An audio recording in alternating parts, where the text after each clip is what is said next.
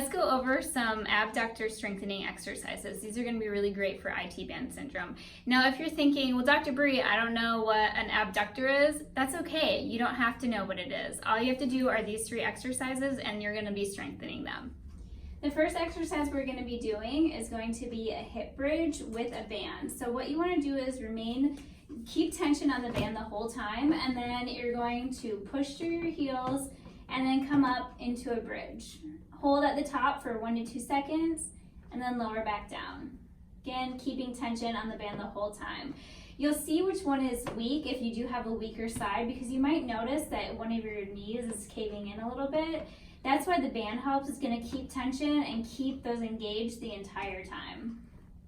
The clamshell is another one that we're going to do with the band.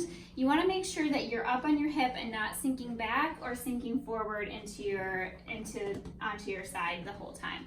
What you're going to do is bend your knees up and then go ahead and open, hold for 1 to 2 seconds, and then close. Again, open and then close. Lastly, we're going to be doing a side plank. So what you're going to do is lay on your side and then stack your feet together, and you're going to come up here. See if you can bring your top arm up and really push through your side and then back down.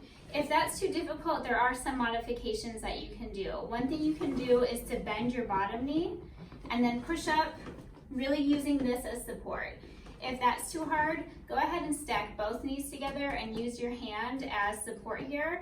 And you can go ahead and push up until you gain enough strength so that you can go into the full level 3 side bridge.